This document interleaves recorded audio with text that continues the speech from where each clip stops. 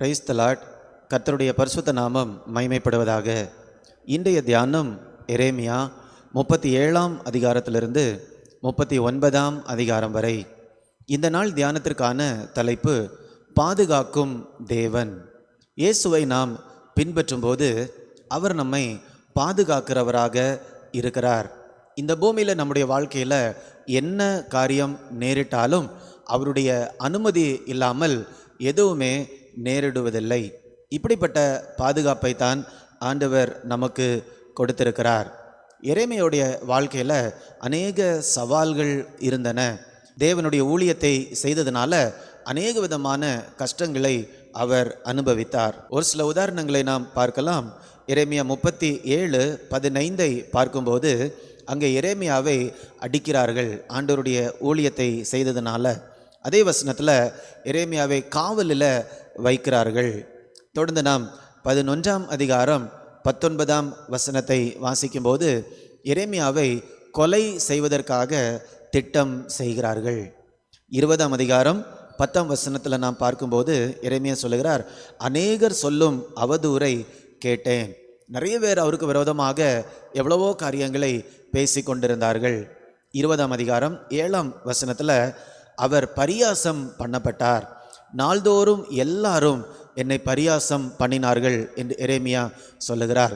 அப்போ கர்த்தரை பின்பற்றும் போது எரேமியாவுக்கு அநேக விதமான நெருக்கங்கள் வந்தது, போராட்டங்கள் வந்தது, வேதனை வந்தது. ஆனாலும் ஒரு பெரிய ஒரு ஆபத்து அந்த தேசத்தில் வரும்போது என்ன நடக்கிறது என்று நாம் பார்க்க போகிறோம். 39ஆம் அதிகாரம் 8ஆம் வசனம் 9ஆம் வசனத்தை பார்க்கும்போது அந்த தேசத்தில் ஒரு பெரிய பிரச்சனை, பெரிய ஆபத்து வருகிறது. கல்தேயர் ராஜாவின் அரண்மனையையும் ஜனத்தின் வீடுகளையும் அக்கினியால் சுட்டெரித்து எருசலேமின் மதில்களை இடித்து போட்டார்கள். ஜனங்களையும் பாபிலோனுக்கு சிறைகளாக கொண்டு போனார்கள். இப்போ இதில் ஒரு பெரிய ஆபத்து நடக்கிறது.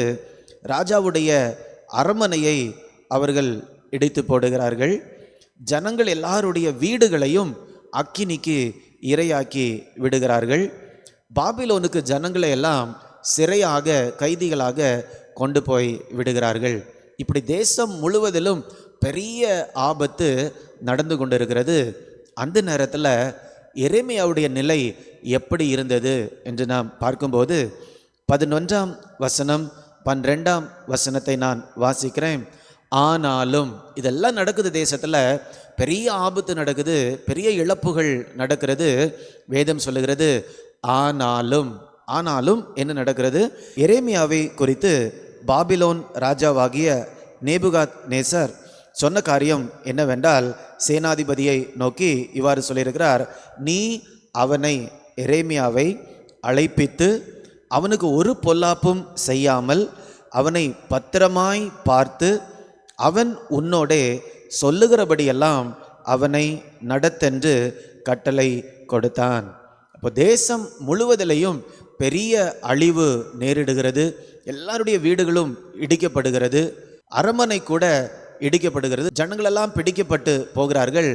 ஆனாலும் பாபிலோனின் ராஜா சேனாதிபதியோடு சொல்லி அனுப்பின காரியம் என்னவென்றால், எரேமியாவை நீ எப்படி ட்ரீட் பண்ணணும் அப்படின்னா, ஒரு விஐபியை போல நீ ட்ரீட் பண்ண வேண்டும்.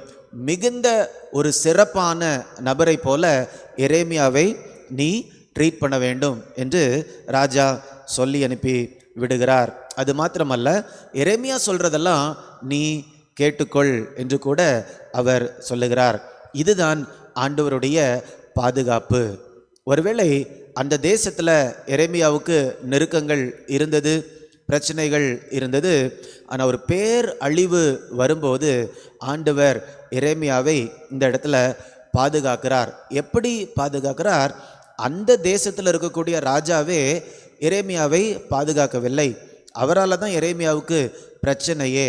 ஆனால் ஆண்டவர் எரேமியாவுக்கு கொடுத்த அழைப்பு என்னவென்றால், இஸ்ரவேல் யூதா தேசத்திற்கு மட்டும் தீர்க்கதரிசியாக அல்ல, ராஜ்யங்களுக்கு தீர்க்கதரிசியாக ஏற்படுத்தினார். அநேக ராஜ்யங்களுக்கு ஆண்டவருடைய வார்த்தையை சொல்லும்படியாக ஏற்படுத்தி இருக்கிறார்.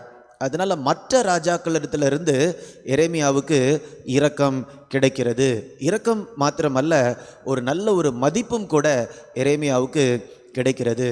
நம்ம வாழ்க்கையிலும் கூட நம்ம ஆண்டவரை மாத்திரம் மையமாக விசுவாசித்து நாம் நடக்கும்போது ஒருவேளை பக்கத்தில் இருக்கிறவங்க நம்மை புரிந்து கொள்ளாமலும் கூட இருப்பார்கள்.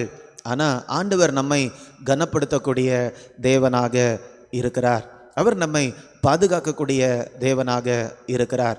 ஒருவேளை நீங்கள் நினைக்கலாம், எரேமியா பெரிய தீர்க்கதரிசியாக இருந்ததுனால எரேமியா வாழ்க்கையில் ஆண்டவர் இப்படிப்பட்ட காரியங்களை செய்கிறார், ஆனால் எனக்கு ஆண்டவர் கொடுத்த பொறுப்பு ரொம்ப சின்ன பொறுப்பு தான் என்று கூட நீங்கள் நினைக்கலாம்.